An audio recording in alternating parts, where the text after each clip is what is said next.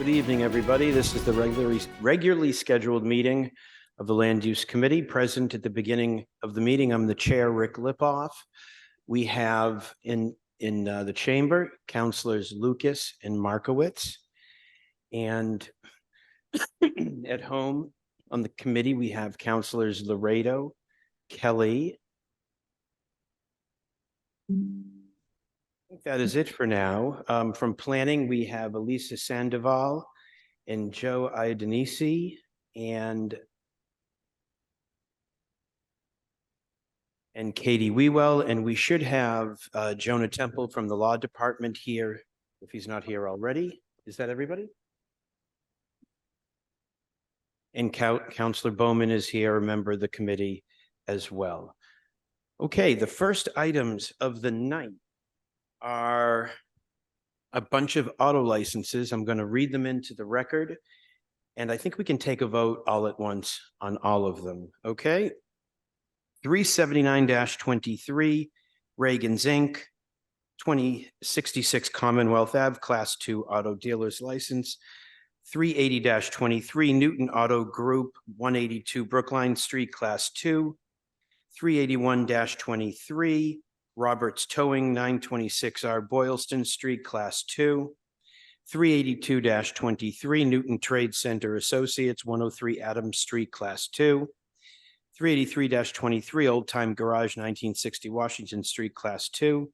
384-23, Auction Direct Pre-Owned, Inc., 1545 Washington Street, Class 2 Auto Dealer. 385-23, Yes Auto Sales Group, Inc., doing business as Yes Auto Center, Class 2. 386-23, MAP Development and Investments, Inc., doing businesses Christian Tapia, Master Used Cars, 175 North Street, Class 2. 387-23, MAG Real Retail Holdings, CJ LLC, doing business as McGovern Chrysler Jeep Dodge Ram, 777 Washington Street, Class 1. 388-23, Village Motors Group, Inc., doing business as Honda Village, 371 Washington Street, Class 1. And finally, 389-23, Newton Center Shell, Inc., 365 Center Street, Class 1. These licenses are in front of us. We have checked with the city. There's no outstanding taxes, no issues. And I'd like you to call the, excuse me, you have?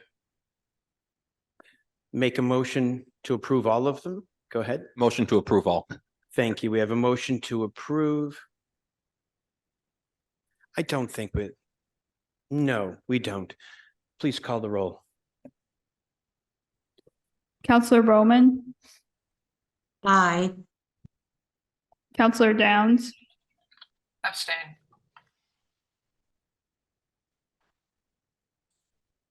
Councilor Greenberg,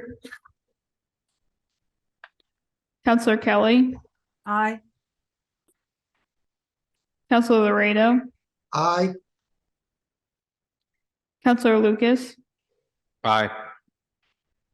Councilor Markowitz, Aye. and Councilor Lipoff. Aye. That's 6-0 with one abstention. The motion carries. Thank you very much. The next item is 364-23, Madison Queens Guy Brewer LLC, request for extension of time to exercise special permit 358-22 at 1314 Washington Street and 31 and 33 Davis Street. Can we hear from, I don't even know if we need from planning. Let's hear from the petitioner, please. Sure. Good evening, Mr. Chairman, members of the committee. For the record, Stephen Bookbinder, an attorney with the law firm of Schlesinger and Bookbinder, with offices at 1200 Walnut Street in Newton Highlands. As you may recall, on January 3rd of 2023, the City Council granted a zone change and a special permit for a mixed-use project at 1314 Washington Street, the site of the former Santander Bank. The project consists of 50 residential units and ancillary retail space on the first floor. The petitioner is here tonight seeking an extension of the time within which to exercise the special permit for an additional 2 years. I wanted to say a few words, and then I'm going to ask Mr. Chaviano to comment on some of the business factors that play into this. First, after this project was approved, Mark Development acquired adjacent property, including the West Newton Cinema. And at the same time, they were waiting to see how the Village Center zoning played out. Well, we had the result last night on the Village Center zoning, and that, of course, impacts plans for the rest of the property there, but also may impact the Santander site itself.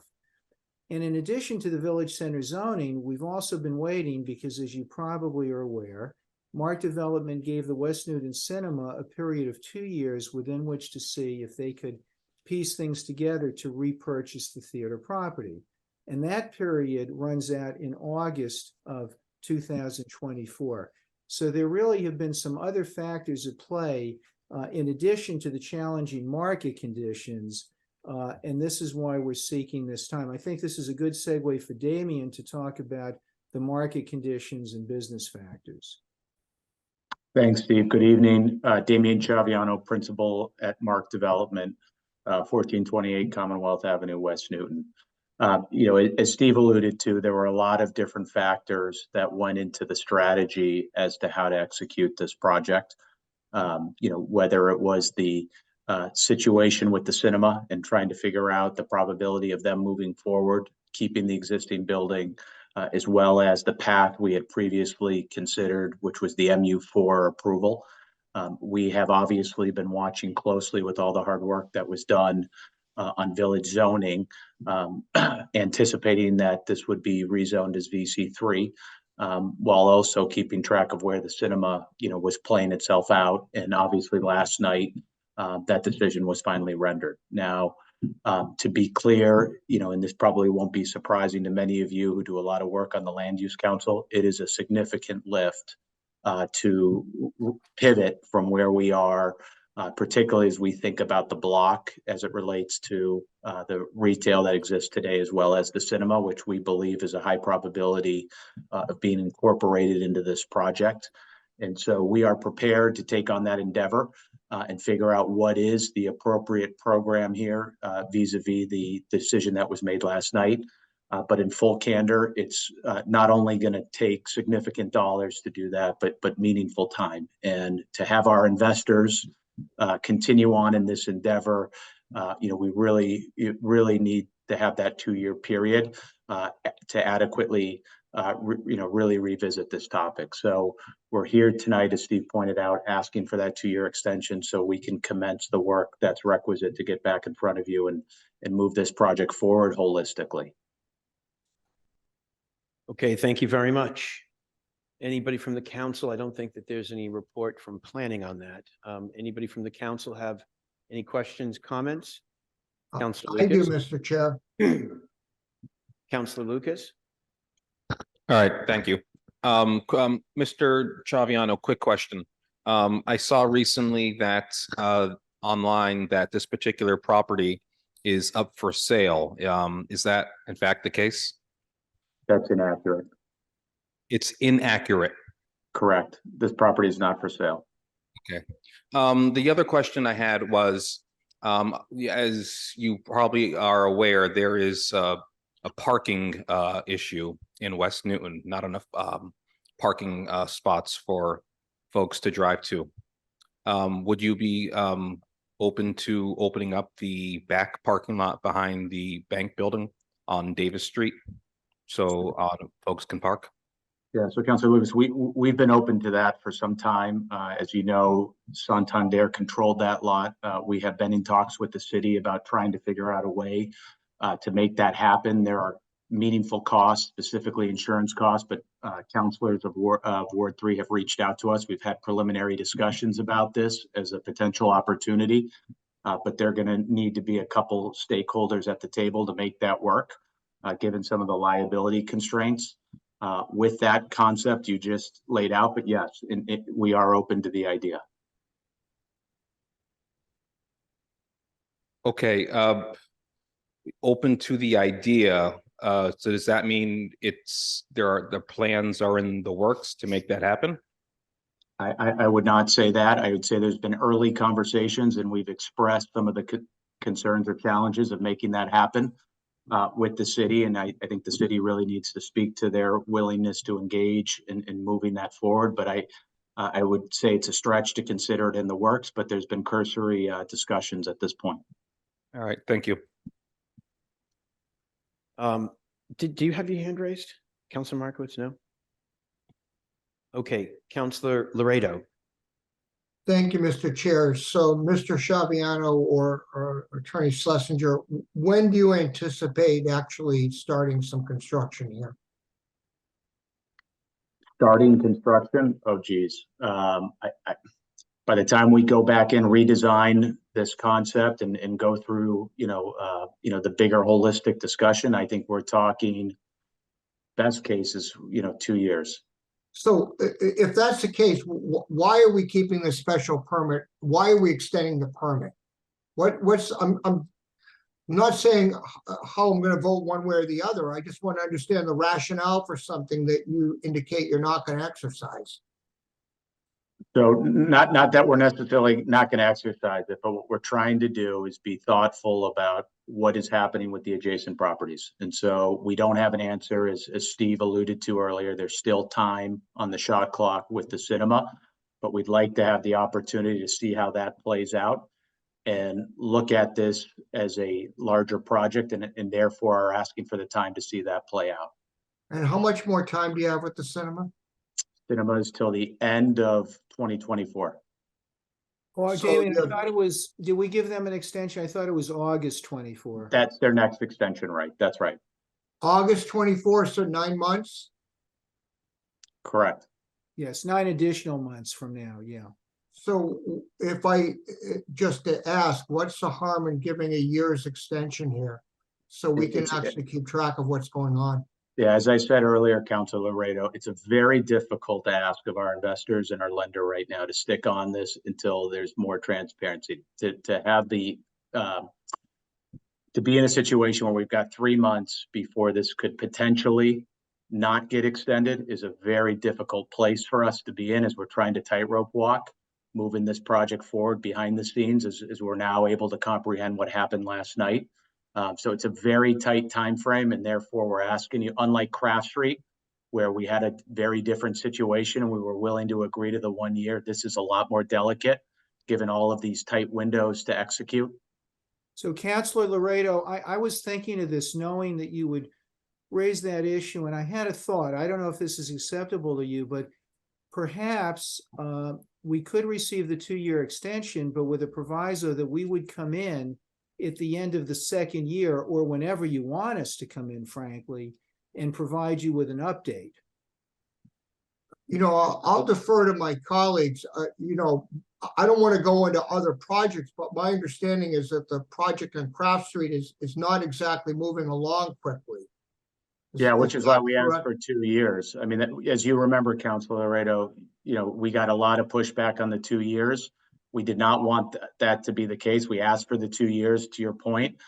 We reluctantly went ahead with it, but this was a very different situation on the design work that now needs to happen in light of everything going on around us. So I'll certainly want to listen to what my colleagues have to say. Thank you very much. Yeah, I usually wait to the end, but I'll inject this now.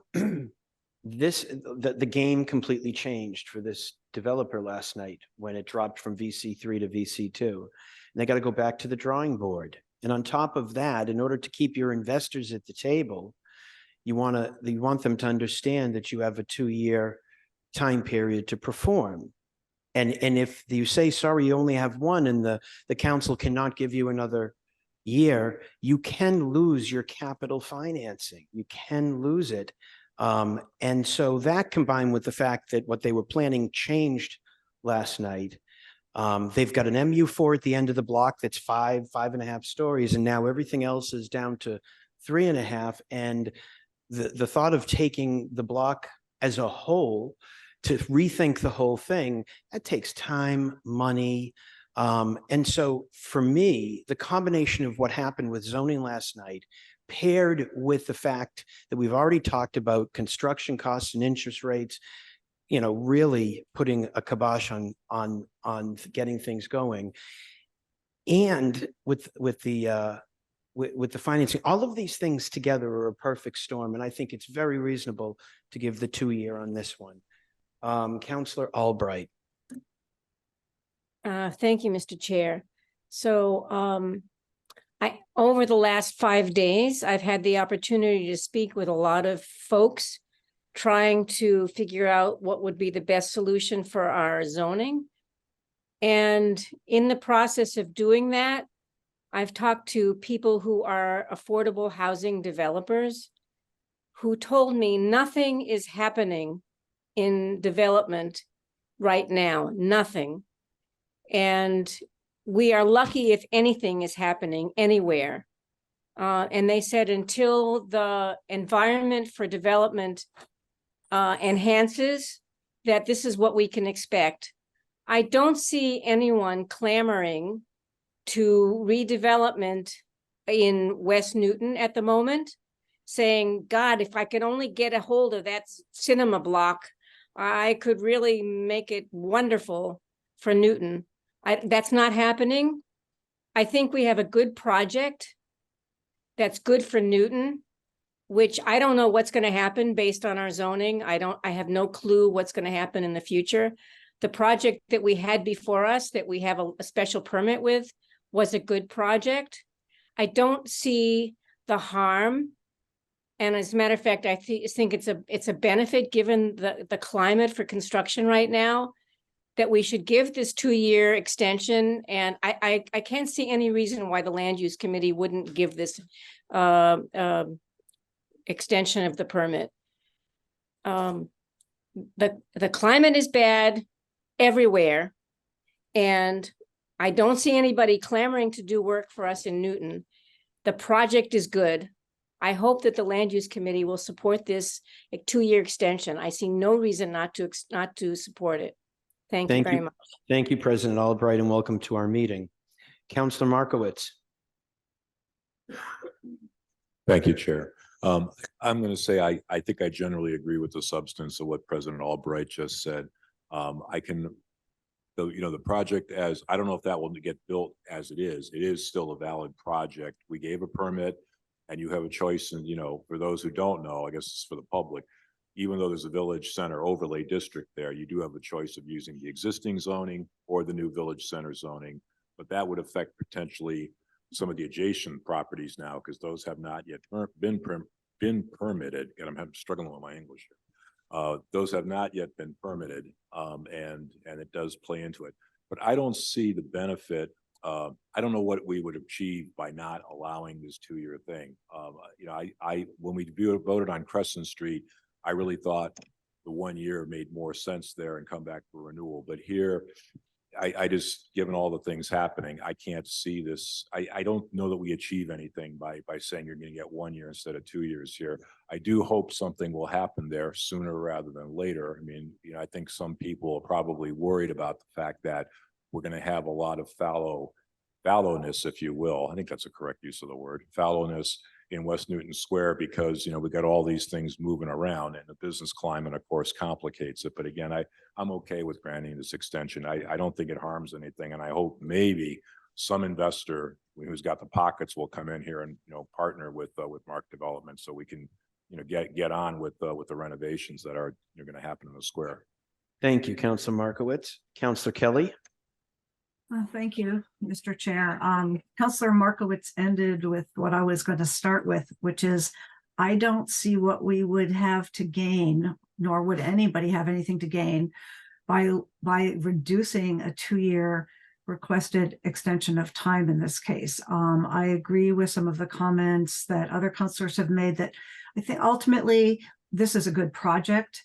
As one of the West Newton Ward 3 city councilors, I will be excited to see something like this plan go in here with first floor restaurant and residential above. I think we all wanted the cinema to survive and to thrive and to come back, and they gave them ample time and it's not clear. Like just this week, I've heard both sides of the story.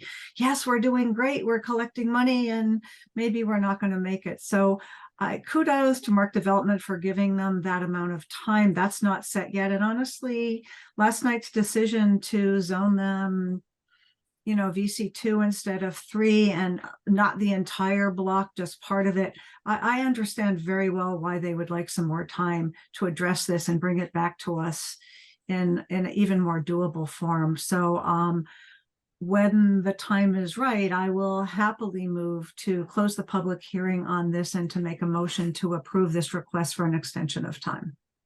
Thank you. Counselor Downs.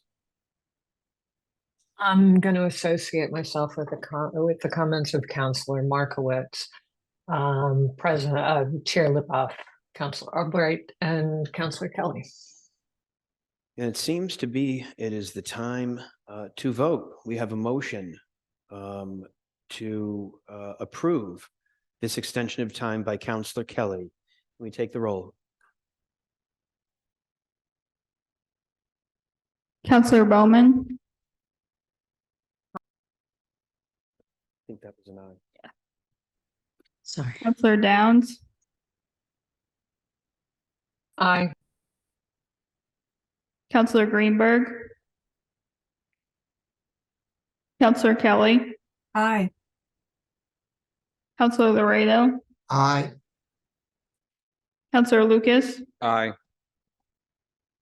Counselor Markowitz, Aye. and Counselor Lipoff. Aye. The motion passes 7-0. Thank you very much. Thank you all. All right, take night. care. Thank you. Welcome, Counselor Maliki, to our meeting. And Counselor Wright, welcome to you too.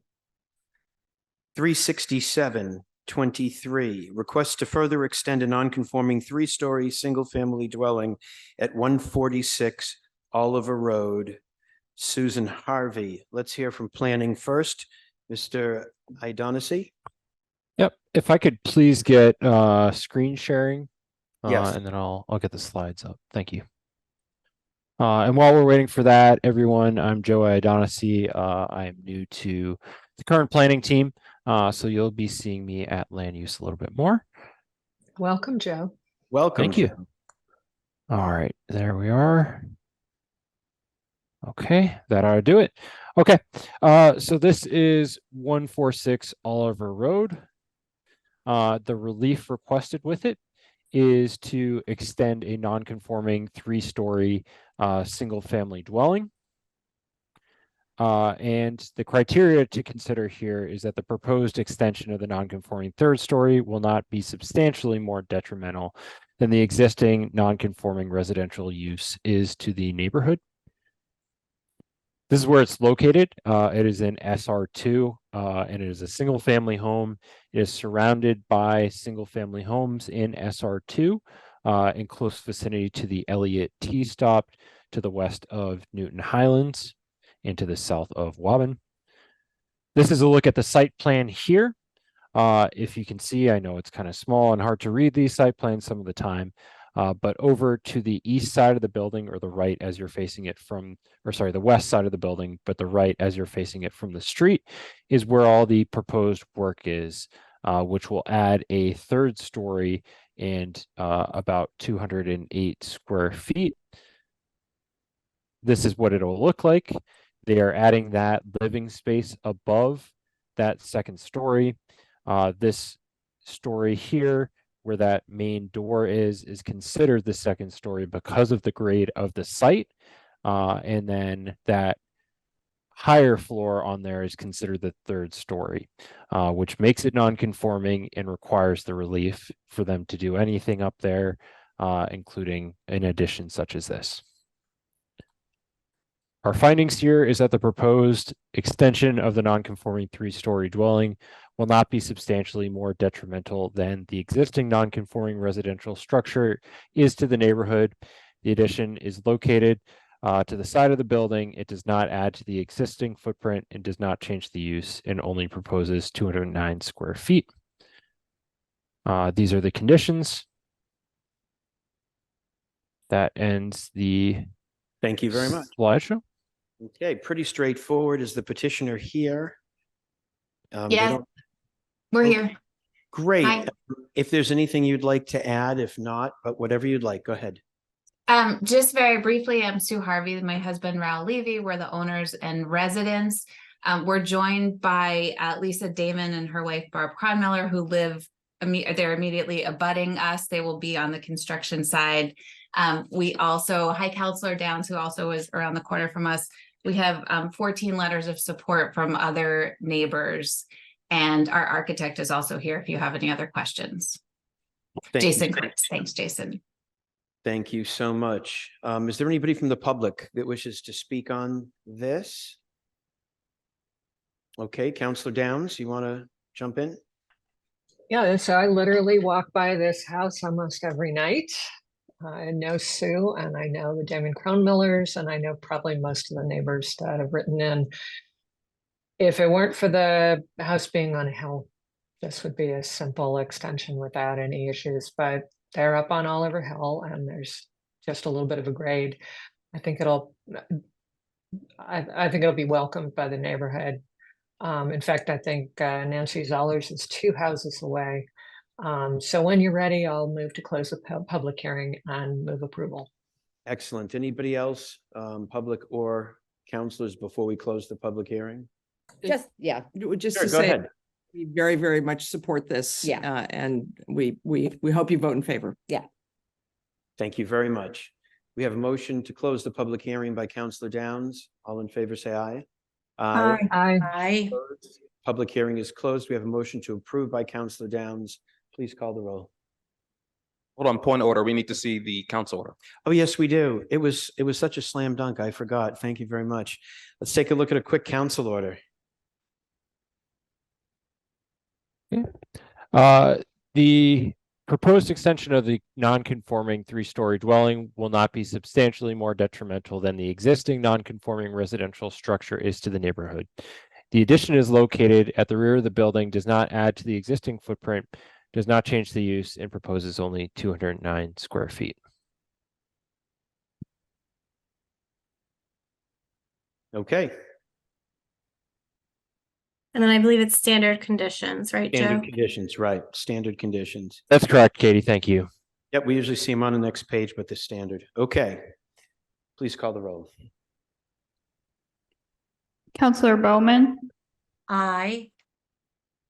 Counselor Downs, Aye. Counselor Greenberg, Counselor Kelly, Aye. Counselor Laredo, Aye. Counselor Lucas, Aye. Counselor Markowitz, Aye. and Counselor Lipoff. Aye. The motion passes 7-0. Good luck with your project. Okay, the Thank next. you all. Good night. The next item is 366-23, Mary Beth Johnson. Request to further extend a non-conforming 3.5-story single-family dwelling at 255 Jackson Street. Mr. Iadonissi. All right, sharing the screen again. Denise. I got to say that right. Denise, right? That's all right. No worries. Iadonissi. Okay. Iadonissi. Yeah. Go ahead. So this is a special permit to construct an attached garage addition with 2 floors of living space above at the rear of the building at 255 Jackson Street. It is non-conforming 3.5-story structure, much to the same type of issue as with the previous home at 146 Oliver Street, in that the grade coming from the street is a bit higher up than the grade at the rear, which makes it a story where you would normally call it a basement. The requested relief here is to extend that non-conforming 3.5-story single-family dwelling. The criteria to consider is that the proposed extension of the non-conforming 3.5-story dwelling will not be substantially more detrimental than the existing non-conforming residential use is to the neighborhood.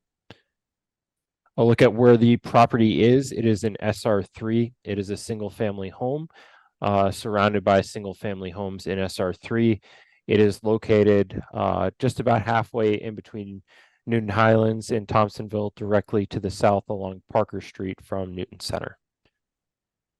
This is a look at the site plan, and fortunately, the site plans have marked the proposed work in green. So you can see to the rear of the building is where all of the proposed work is. There is going to be some work with the driveway and with what exists now in the rear of the building. This is what the work is going to look like from the elevations. It is fully going to be contained to the rear, so that front elevation remains the same.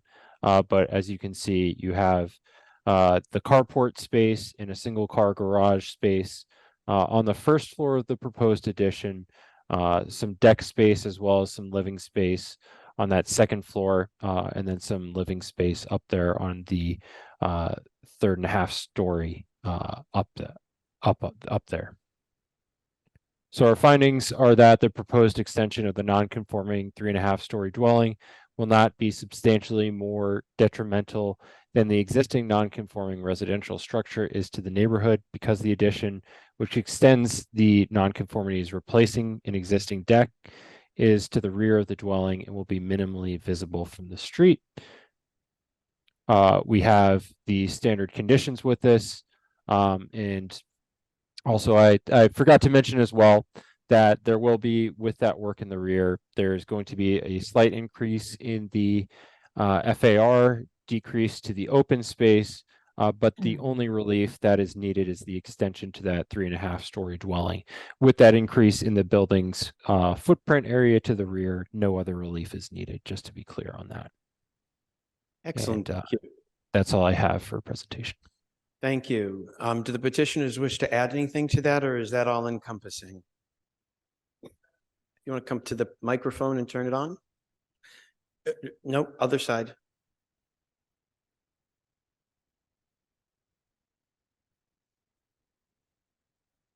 There's a button at the base you need to hit, and just about 6 inches away from the microphone.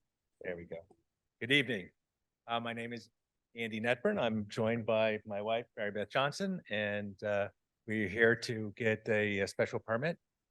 Just to let you folks know, we're longtime residents, 27 years here. And we've reached out to our neighbors on both sides of the house. They both approve of this and agree it'll be a nice addition to the neighborhood. And we just wanted to express our excitement to improve on our house. Thank you very much. Thank you. Okay, is there anybody from the public that wishes to speak on this? Lucy Chansky? Yes, I am next door to this proposed building plan, and I want to say that I absolutely approve it and wish them well with it. Thank you very much. Anybody else from the public? Anybody from the council with any questions, comments? Anybody? We have It's Councilor me. Downs. Councilor Downs. If Lucy Chansky approves of this next to her, I definitely support it. Okay. Councilor Bowman. Thank you so much. This is a Word 6 item. So at the time, I'm, happy to close the public hearing and move approval. I personally will just say that it's rare, I think, that we get a project like this that there aren't at least one or two other variants or special permit criteria we're looking to add. So I think it's a great project, and I wish the petitioners well. Okay, thank you. Anybody else before I take the motions from Councilor Bowman? I see no other. I have a motion to close the public hearing from Councilor Bowman. All in favor, say aye. Aye. Aye. Opposed? Okay, the public hearing is closed. Can we take a look at a council order, because we have a motion to approve? All right. The proposed extension of the non-conforming 3.5 story dwelling will not be substantially more detrimental than the existing non-conforming residential structure is to the neighborhood because the addition which extends the nonconformity is replacing an existing deck is to the rear of the dwelling and will be minimally visible from the street. And then we just have the standard conditions following that. Standard conditions. Okay. Please call the roll. Counselor Bowman, Aye. Counselor Downs, Aye. Counselor Greenberg, Counselor Kelly, Aye. Counselor Laredo, Aye. Counselor Lucas, Aye. Counselor Markowitz, Aye. and Counselor Lipoff. Aye. The motion passes 7-0. Good luck with your project. Take care.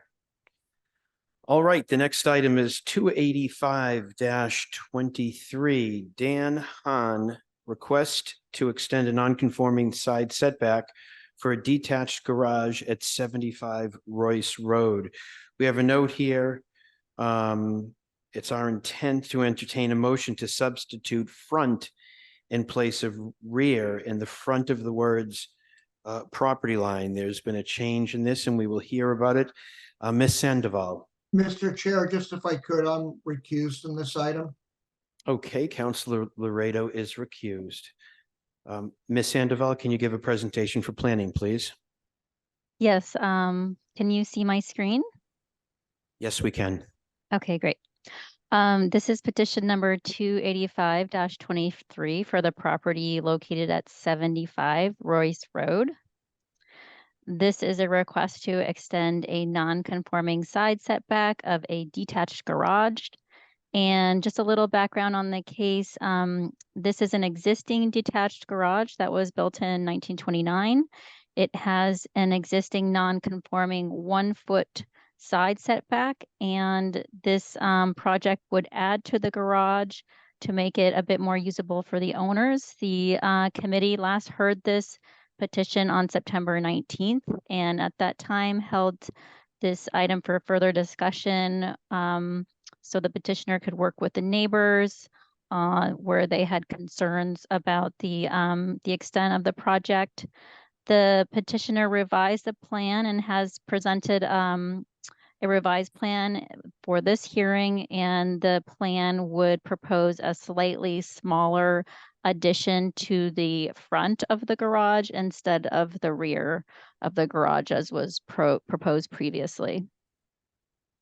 So the criteria to consider is whether the proposed horizontal extension of the existing non-conforming side setback would not be substantially more detrimental than the existing non-conforming side setback to the neighborhood. And this is the location of the property on Royce Road outlined in blue. It has a 40-foot frontage towards the end of Royce Road. And it also has a small 10-foot wide strip of frontage on Below Park that does not provide practical access.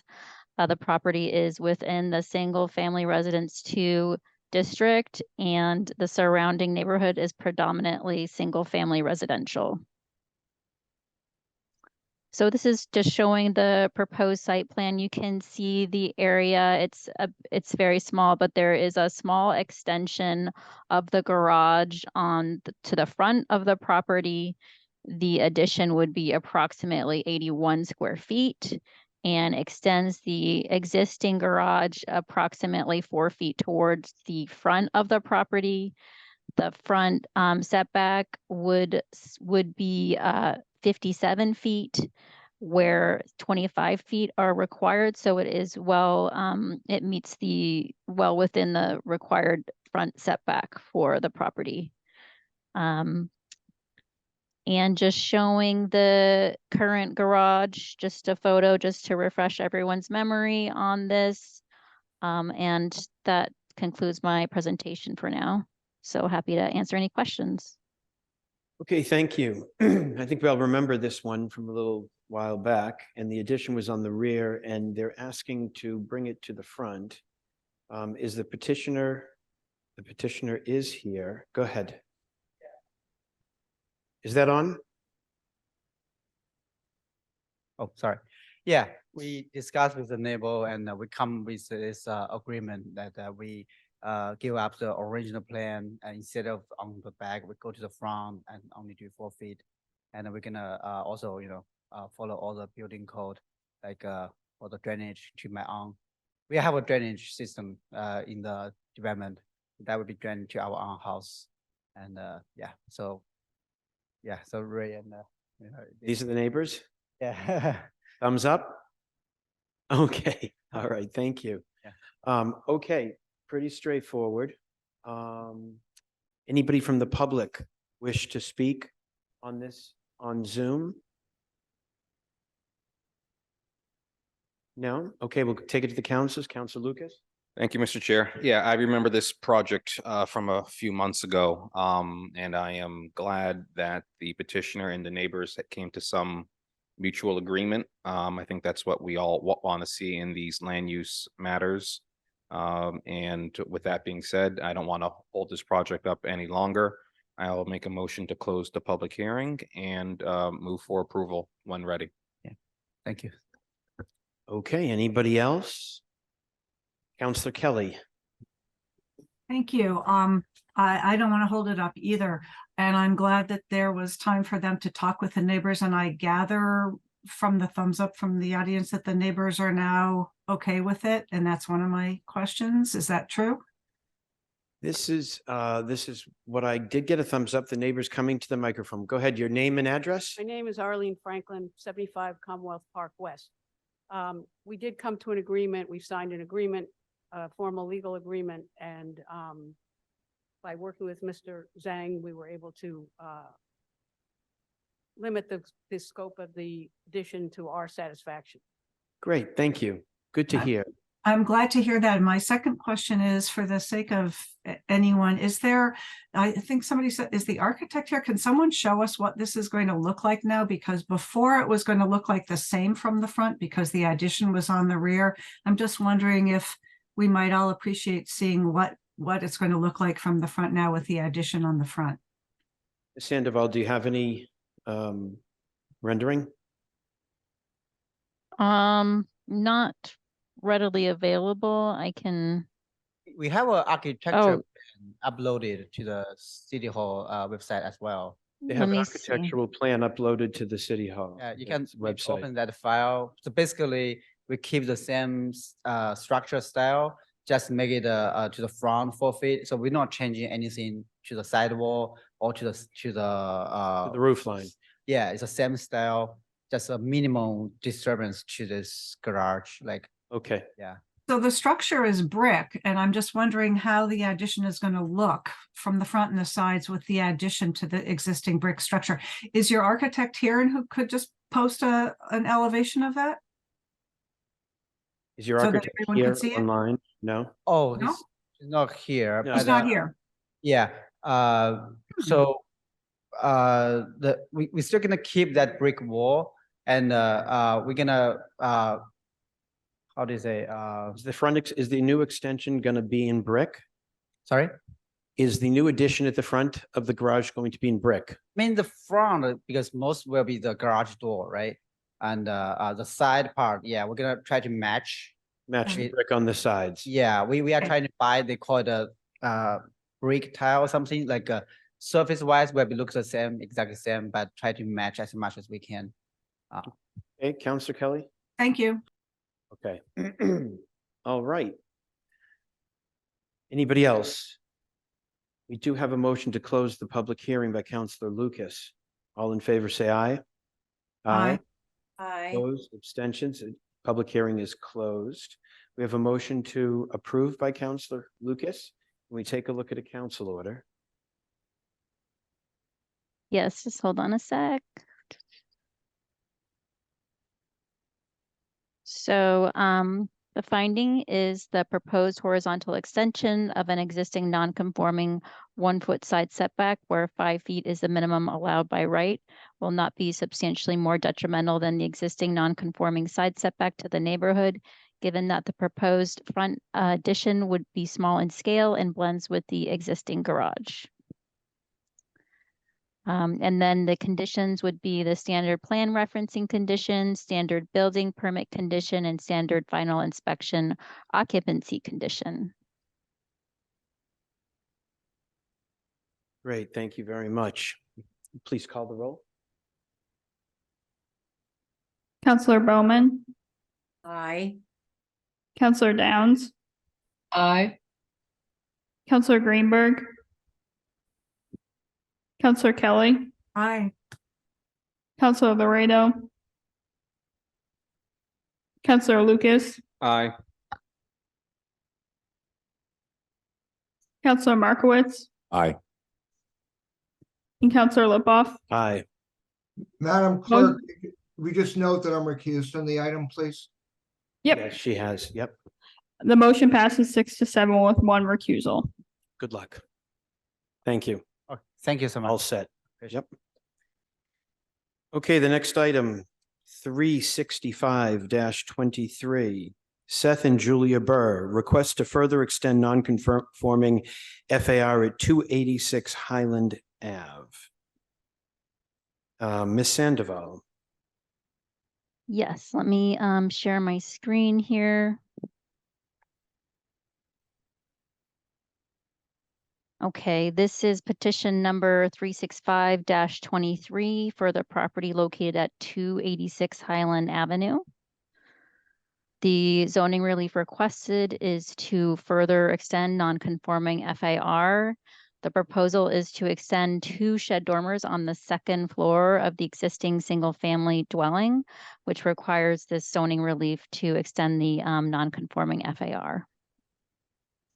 The criteria to consider is the proposed increase in the non-conforming FAR is consistent with and not a derogation of the size, scale, and design of other structures in the neighborhood. The proposed increase in non-conforming FAR is not substantially more detrimental than the existing non-conforming structure is to the neighborhood. And this is just showing the location of the property on Highland Avenue. It is located in the single-family residence zone of West Newton, and the entire area is primarily single-family residential. And here is the proposed site plan. The site is approximately 15,890 square feet, and it is improved with a Victorian style house that was constructed in 1880. It has one driveway entrance on the eastern edge of the property. The home is 5,729 square feet, and that also includes the area of the detached garage. The 2 shed dormers are proposed on the second story, which would further extend the non-conforming FAR. The dormers would be located at the rear of the house, facing south towards the backyard, and the driveway at the garage at the rear of the property. The 2 dormers are 16 feet by 6 feet. And the interior would be reconfigured to accommodate the new dormer space on the second floor, as well as a reconfiguration of some space on the first floor underneath the dormer area. There is a slight increase of the FAR from 0.36 to 0.37 with the addition of the dormers, or approximately 153 square feet on that second floor. So this is just showing the locations of the 2 dormers on either side of the structure, and showing how they would be visible. And this is actually facing the rear of the property. And this is showing the dormer to the side of the property and on the other side. It's important to note that the dormers would not be visible from the street. So just an overview of this, the FAR is only a slight increase from 3.6 to 3.7, approximately 153 square feet. The dormer additions blend in with the existing architecture of the Victorian home, and the dormer additions would not be visible from the street. So that concludes my presentation. Excellent. Thank you very much. Okay, is the petitioner here? Would they like to add anything to that? My name is Jonathan Chase, Chase Architecture, representing the homeowners. Okay, go ahead. I have additional images of the rear of the house if you felt they'd be helpful, but no, otherwise the summary was good. Thank you. Excellent. Thank you very much. Is there anybody here from the public that wishes to speak on this? Let's take it into the council. Councillor Lucas. Thank you, Mr. Chair. Yeah, I think this is a fine project. We're only adding about 100 or so square feet to it, and the FAR is going up by a whopping 0.01. So I will be making a motion to close the public hearing and move for approval when ready. Thank you. I think we may be ready. I think we are. Motion to close the public hearing. All in favor, say aye. Aye. Aye. Opposed, abstentions? Public hearing is closed. We have a motion to approve by Councillor Lucas. Can we take a look at a council order? Just hold on a second.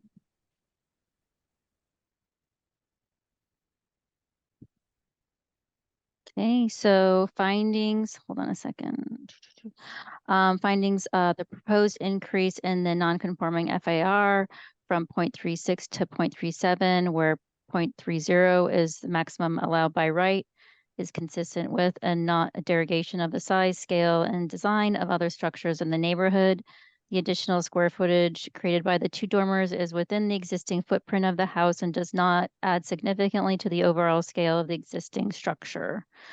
2, the proposed increase in non-conforming FAR is not substantially more detrimental than the existing non-conforming structure is to the neighborhood because the proposed additions are unobtrusive, not visible from the street, and complement the architecture of the existing structure.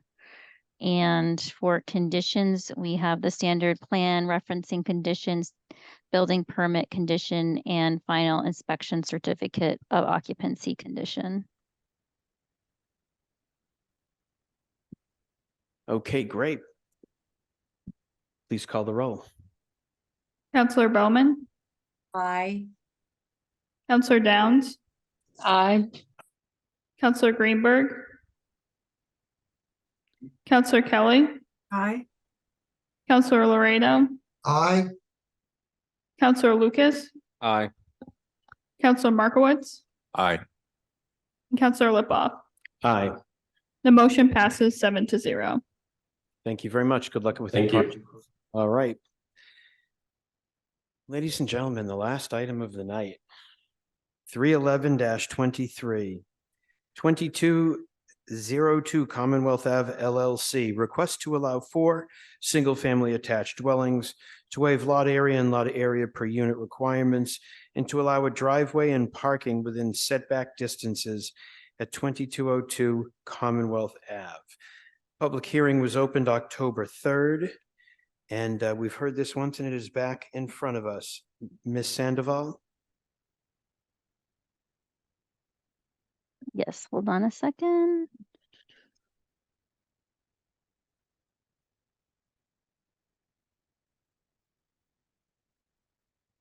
Okay, so this is petition number 311-23 for the property located at 2202 Commonwealth Ave.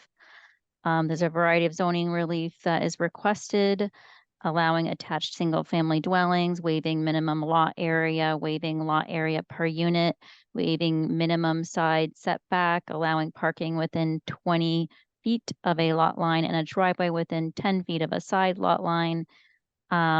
This proposal is to demolish the existing dwelling on the lot and construct 4 single-family attached dwellings. And just a note showing what the existing lot area is. It's non-conforming at 13,696 square feet, where 15,000 square feet are required. Lot area per unit is 3,424 square feet, where 4,000 square feet are required, and east side setback is 22 feet, where 25 feet is required.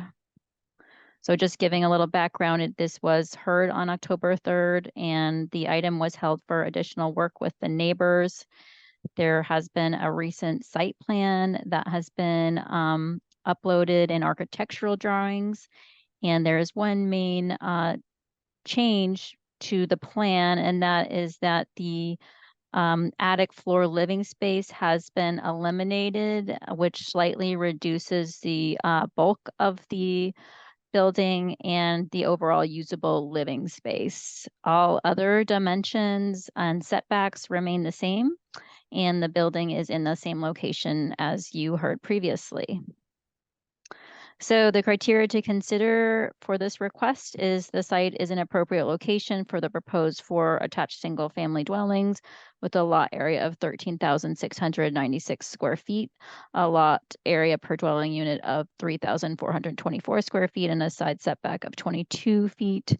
The proposed 4 single-family dwellings as developed and operated will not adversely affect the neighborhood. There will be no nuisance or serious hazard to vehicles or pedestrians. Access to the site over streets is appropriate, and granting these exceptions would be appropriate as literal compliance is impracticable due to the nature of the use, location, size, width, depth, shape, or grade of the lot. And that exceptions would be in the public interest, and access to the site over streets is appropriate for the types and numbers of vehicles involved. Sorry, so repeat.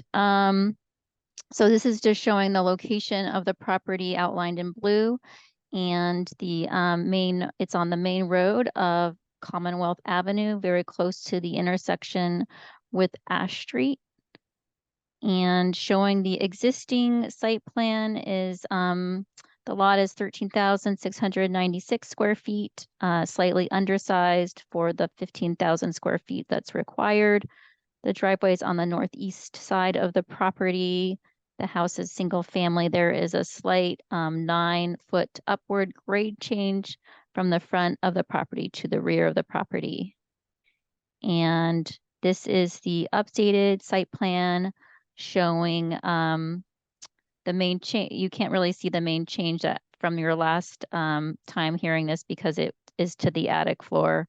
But it basically the building is in the same location. There is some additional detail that's noted here. There is a retaining wall at the rear of the property that is greater than 4 feet. That retaining wall was shown on the previous plan, but it has the more notations as to the height, which is slightly over 4 feet. And the just showing the relocated driveway that is a little bit further from the intersection. The project is still 4 units, and engineering did raise a question about the retaining wall and whether that was necessary. So we're just, hoping the petitioner may be here to answer questions about that. So here is the proposal for the west elevation, and the primary change is the elimination of the attic living space, which was presented on the second story above, so sort of the third story above the overall. And this is showing the east elevation. Another feature to note is that the height of the building from the last time you saw it has been reduced. So it's now 31.5 feet, and it's been was previously 35.3 feet. So this is showing the north and south elevations of the property. And the landscaping plan was also updated slightly, where there is some slight change outs of some of the proposed trees. There was a note or there was feedback from counselors about the previous landscape plan that it really lacked some native and habitat friendly landscaping. And so this landscape plan was provided as an update to that. There has been additional interdepartmental review since you last heard this. Engineering did a thorough analysis of the project and did have questions about, as I previously mentioned, about the retaining wall. There was some questions about the stormwater calculations, and engineering also proposed trench drain for the driveway. Those are all items that can be handled during the building permit process, but we wanted to raise awareness of that now so that petitioner can be aware of those proposals to work with engineering to address those. So I think that's all I have for now. Great, thank you very much. Mr. Lee? Good evening, Mr. Chair, members of the Land Use Committee. For the record, Lawrence Lee, for the petitioner. Just a point of clarification, I think in terms of where Ms. Sandoval pointed out where the proposed retaining walls are, on the plans that I have, I don't see them being greater than 4 feet. So they are under 4 feet based on the plans that we submitted. So we can clarify that, but based on the plans, the site plans that we submitted, they will be under 4 feet. But we will certainly address all of the engineering issues directly with engineering, as is customary in the building permit phase. With your permission, I would like to share my screen just to help folks recap where we are and the site. And I would go through it very, very quickly. Sure, and we'd love to hear what has changed and what went on with the neighbors since the last meeting. Understood. Okay, so let me just. Okay, hopefully you can see that. Yes, we can. Wonderful. So just very quickly, I'm going to skim through it. So this is where we are in Auburndale. The Nuremberg Gardens are right over here. There's 57 units elderly housing that's owned by the Newton Housing Authority. Here's a zoning plan where we stand. I added this map from a proximity standpoint and just give us some context of where we are. We're just a 4-minute walk from the U.S. Postal Office, right next to the Dunkin' Donuts and that block of stores in Auburndale. So we are very close to it in a commercial district. And I'll skip through some of these. Just a quick reminder, we are relocating this particular driveway towards away from the intersection, which we believe makes it a little bit safer. These are just some street views that we saw last time. This is the elderly housing that's on Ash Street. And the FAR did not change. This is an updated rendering of the proposed building. The top floor did get removed so that the bulk of the building is lower. This is the view from the towards the Newton Housing Authority side that they will see. So the side-by-side or up and down comparison here is the prior version. You can see that there's a top floor with windows that has been eliminated. And you can see that the bulk has been reduced. The height was reduced. And the prior version, this is the other west elevation. The top floor was here, and now that's not there any longer. Site plan didn't change from before, and the landscape plan did get updated with native plantings. We did meet with a couple of our neighbors, one who is at 2212 Com Ave, and the other neighbor at 31 Woodbine Street. Had a nice meeting with the two gentlemen. They had some concerns about the bulk. I explained the setbacks as it relates to a special permit. One of the things that I do want to point out is that we are in compliance with the single family attached dwelling 25-foot setbacks all around, except for the side that's closer to the Newton Housing Authority, which is 22 feet. So we're just slightly over. The reason is that if you were to look at the opposite side on the site plan where the driveway is being proposed, we're at 29.5. So we're 4.5 feet further away or greater because we wanted to pull the building away from our neighbors as much as we possibly can. So otherwise, we are in full compliance of the setback requirements. Our lot coverage, which is the bulk of the building or the footprint of the building, is over 5, almost 6, almost 7% actually lower than a by right. So the by right lot coverage is 30%. We're just over slightly over 23%. Open space is well over the 50% that's required in the special permit as well as the by right development. So effectively what you're looking at is a proposed building that is further away from our neighbors shorter than what would be a by right building at 31, slightly over 31 feet, where a by right or even a special permit is at 36 feet tall.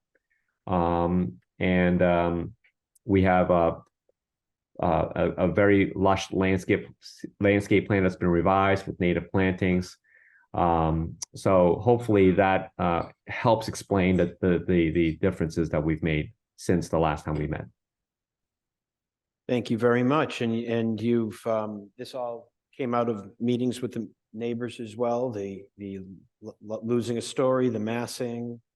Yes, exactly. And we explained how that this is, into comparison to a by right, we are actually further away from them. We also offer to them in terms of if they wished, we could plant some additional screening trees on their property should we run out of room on our side. So those are the discussions that we had. Is it true? I heard a rumor that there was a payment to the housing trust. So yes, thank you for, yes. So in speaking with the Ward 4 councilors, I've had a chance to speak with all of them. You may remember that Councilor Krinsman participated in a neighborhood meeting that we held via Zoom much earlier in the year. I did speak with Councilor Gentile. He had asked a question, and I did speak with my client about it. We are ready to make a contribution of $5,000 per unit. So that would be a $20,000 contribution to the Affordable Housing Fund. Okay, Councilor Markowitz. Thank you, Chair. My recollection of that call, of that discussion, Attorney Lee, was when you met with Councilor Krinsman, Councilor Gentile, and me. We did it, I think, via Zoom. We weren't on site. And it was Councilor Gentile who raised the prospect of a contribution, but the number I had was $50,000. So I can't dial him up right now, I don't think, but that, and I believe I mentioned that number to you when I talked to you last week when you called me about this. So that is a different number. I appreciate 20,000 is still a lot of money, but I do believe the number was 50. So can you help me understand? Did we just misunderstand that, or is this a counter proposal now that you're making on No, this? I think that may have been a discussion or a request on your side. And I guess perhaps I did not get back to you in terms of the actual number that my client was willing to contribute, but I can certainly talk with my client. If this remains the last item, what we could potentially do is have a discussion prior to the full council, and then we can incorporate that into the order if that works for you. I agree. It would need to be in the order. Absolutely. We would. I'm looking at the chair here for his guidance on this, but I suppose we could approve this subject to second call, and that would then allow us to have the conversation to figure out what the amount should be. Because again, I'm not making that up. But I do have a bit of an imagination at times. And Happy to make it subject to second call to give to fix this misunderstanding or whatever. I mean, and come to terms of what that would be. We'll come to terms. I It's a think that's a good way voluntary to put it. payment, and I hear two numbers, so we've got to figure that out. Absolutely. All right. Anybody from the public wish to speak on this item? Please raise your hand on Zoom. Wave your hand. Unmute. Nobody? Nobody here. Back to the council. Councilor Kelly. Thank you. This is a pretty minor question, I think, but whether the wall is 4 feet or under 4 feet or over 4 feet, I am curious about the purpose of that wall, because it doesn't look, according to the grading plan shown earlier, that it's retaining anything. So could either you, or I think you said the architect is on the call to explain what point out again the location of that and what the intention of that wall is? Yes, hello, good evening. It's Mariana Dagati from the architects team. If I don't know if probably you, Lawrence, or someone can put again that image for the most up-to-date site plan. Unfortunately, I had a problem with the connection. I'm from home and I cannot share that plan. But I agree with you, Councillor Kelly, that that wall definitely is not necessary to be more than 4 feet. I think there was some request from the civil engineer that we should keep consistent grade around the building to basically work with the requested average grade around the building for the basement definition. But beyond that, if that was exactly the reason for that wall, I don't think it was necessary to be 4 feet high. Definitely not. Unfortunately, as I said, I don't have exactly the names for the bottom of the wall and the top of the wall, information to make sure, but I can definitely say that it's not 4 feet necessary. Yeah, you don't have a plan with the elevation. I So don't- I guess I would ask, if it's to help with grading or drainage, that would help me understand this. That can also be done with grading and sloping without a wall. So I'm just not sure about what that wall's about. Correct. You're absolutely right that at that point, I think the grades are essentially very, with a gentle grading. We should avoid that much of, probably we discussed with the engineer closer to the parking section in that area where we have more a drop in that where the driveway is, but that would be just the end portion of that retaining wall. I agree with you. Well, maybe when this is on second call, we can have a plan shown and a little more clarification of the situation. Yes, I'm trying now to upload my from another computer. I see if I can get access to the drive. If you can give me just 5 minutes, I will probably be able to put up the plan. Okay.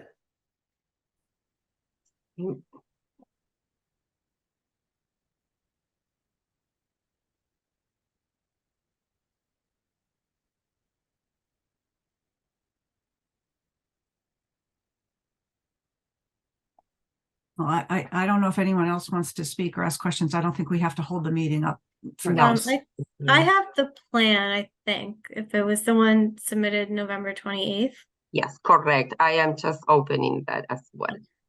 I'm happy to share it if that's appropriate. Go ahead. I managed to open it now from my phone, so if I can share as well, or So I did, sort of reviewing before when we were talking about the height. It does look like it reaches a height of 5 feet, I think around here. Where it says top of wall 83, bottom of wall 78 feet at this point. And correct. then- But I think that area is away from the setback already. Right, I don't think any of the walls are ever in the setback. It's just Yeah. noting a change. I would didn't say, I yeah. did not say that any of the walls were in the setback. I just noted that engineering was questioning why that wall was necessary. I didn't say that it was in the setback. I thought it was pointing on this proposed retaining wall, which I can see the bottom of the wall is 84 and the top 86. And as Councillor Kelly said, I think with just the gentle grading in that area, we can avoid that long retaining wall. I think I was talking about more about that. Yeah, why don't you just take a look at that? I think you could eliminate the wall altogether. Like, you don't have enough grade back there to have to put a wall, and it just interrupts the use of that back or side yard. I just think maybe take another look at whether that's necessary. I agree, and we will take care about that. That's Okay. it for me. Thank you. All right, thank you. Anybody else? Councilor Markowitz? So I'll move to close the public hearing and approval when you're ready for that. Okay, Councilor Bowman? I think I remember there being some question about the timing of construction, assuming we were to approve this, and how they would coordinate with the road construction, that the major road project that's planned to happen. there. I think I saw that on the planning memo. Yeah, I think that was a note just to be aware that that project, it was slated to happen in the spring, with the reconstruction there of Commonwealth Avenue. So this project should definitely keep that in mind and be coordinated with those improvements as well. So I don't know if if you had anything more to add to that. No, I don't. I think it will have to be the project manager and my client to Mhm. manage that side of things. Okay, Counselor Downs. Right, my only concern with this is just the total size of the driveway. Do we know how wide it is at the sidewalk?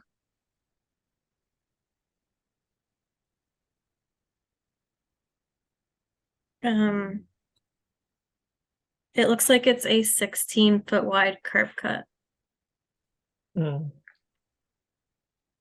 Does it need to be that wide, given that it's, you know, that again will have cars coming in and out of the driveway faster than necessary? Is that a two-way traffic coming in, Counselor Downs? I don't think it should be. You've got, not at 16 feet, you've got, and you know, you've got 4 units there. Certainly you can chat with each other about who's leaving and who's coming.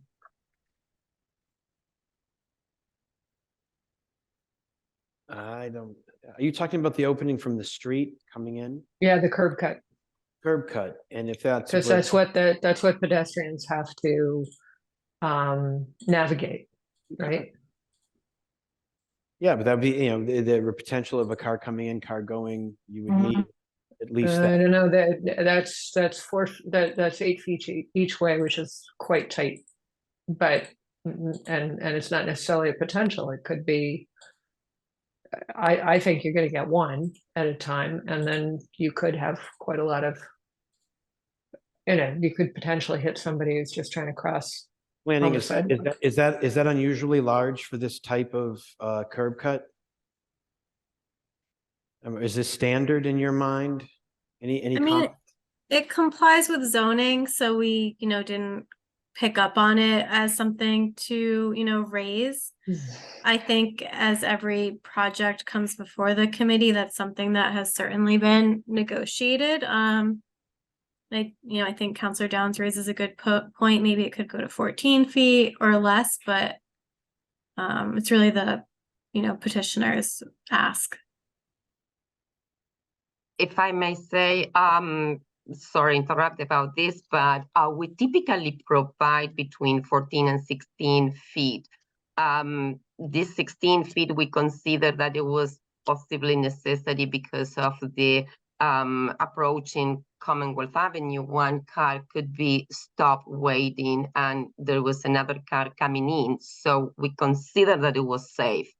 But again, as Mr. Wewell said, that Mrs. Wewell said that we try to comply with the ordinance. This is not something that, if you consider that we should revisit, I would be more than happy to discuss about the width of this. Yes.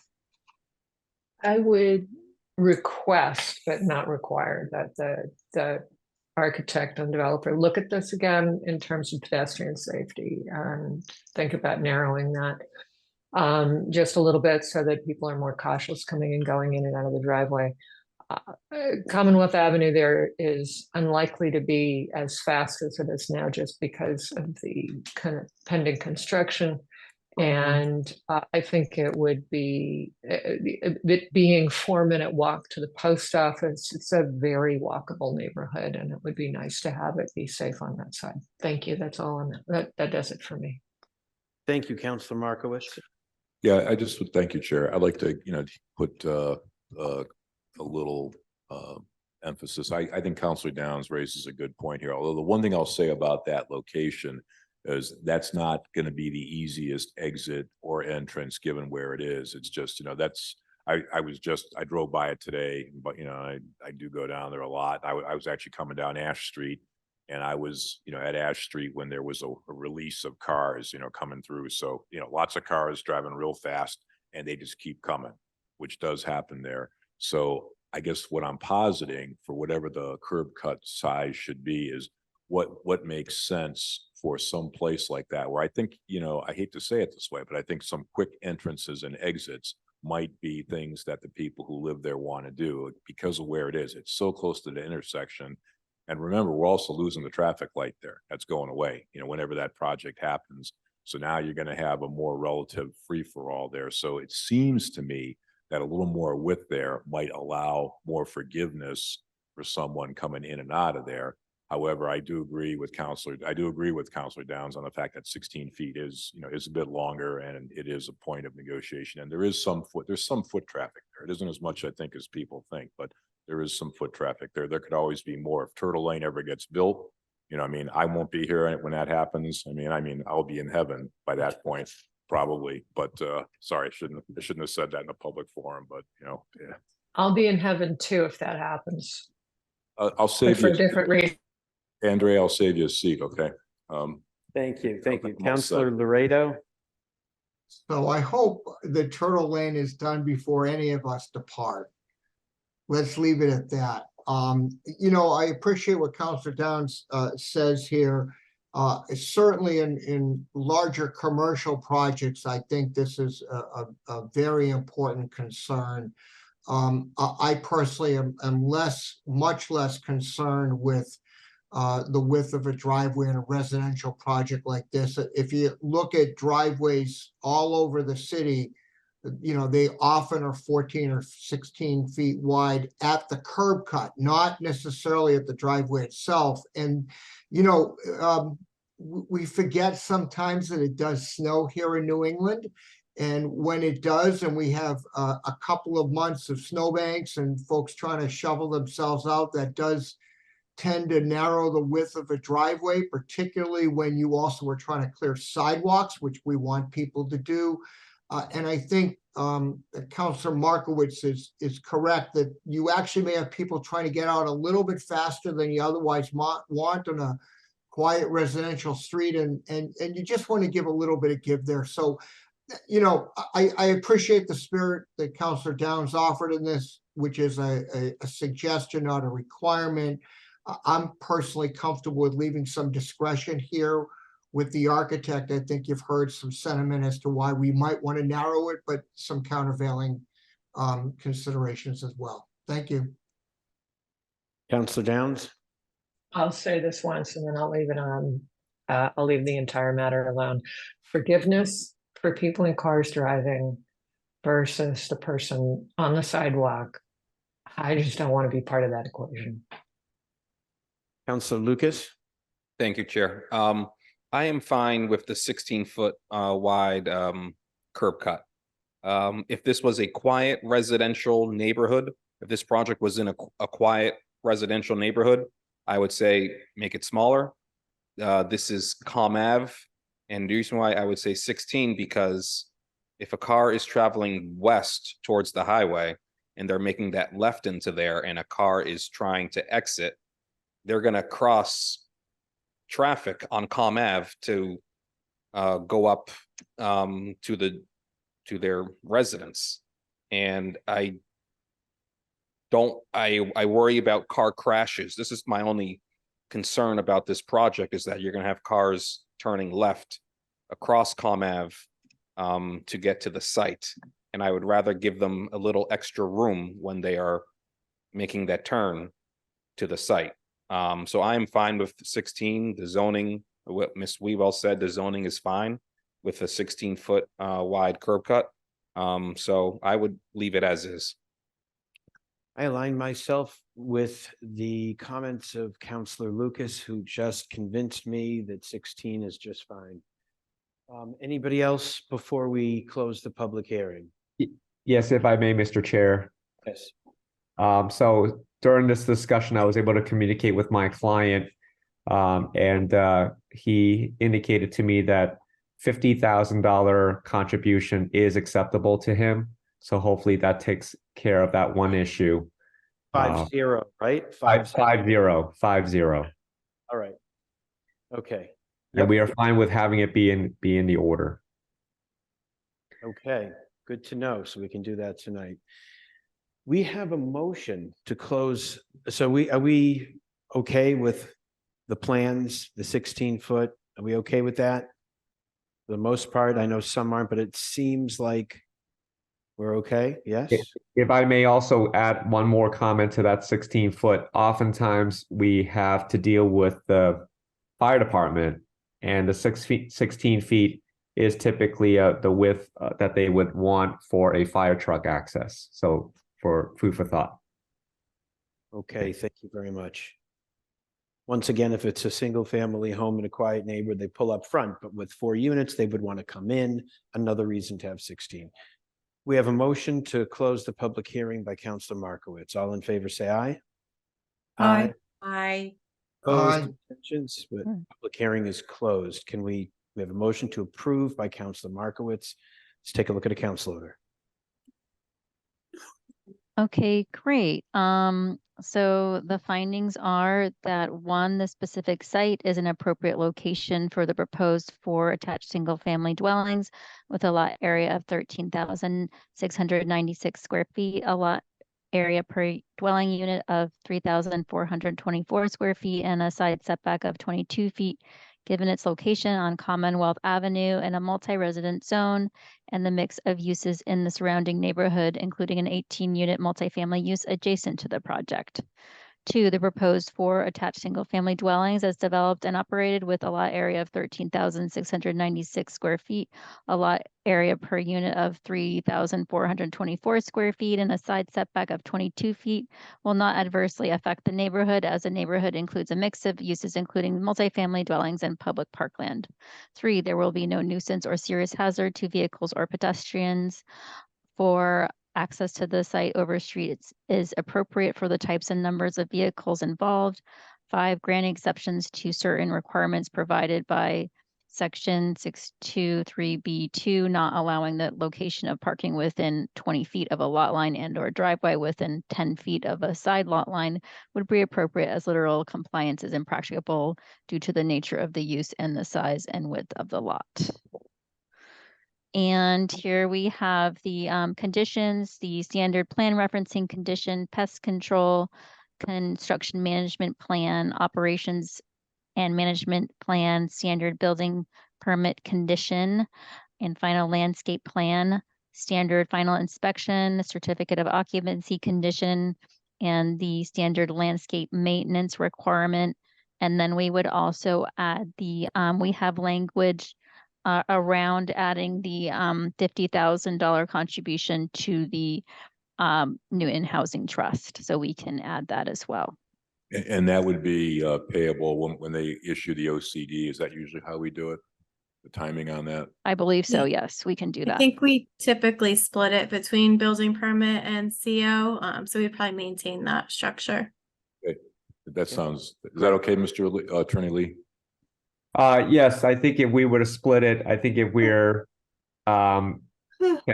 do it a little bit less on the front end and a little bit more on the back end, so that when the units do sell, that it would be better for cash flow purposes and my client. So but if it's half and half at the moment, that works well too.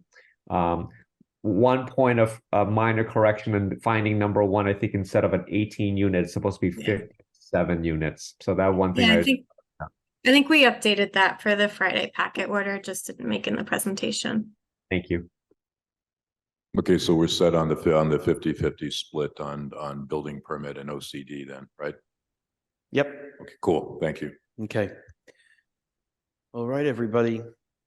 Please call the roll. Motion to approve. Counselor Bowman, I, Counselor Downs, Aye. Counselor Greenberg, Counselor Kelly, Aye. Counselor Laredo, Aye. Counselor Lucas, Aye. Counselor Markowitz, Aye. and Counselor Lipoff. Aye. The motion passes 7-0. Thank you. Excellent. Before we leave, I would like to, because he will not be here at the next meeting, Counselor Markowitz is retiring, and he has been a member of this committee for a long time, and it's been an absolute pleasure working with you. We're going to miss you. Thank you very much. All right. Good night, everybody. Not all.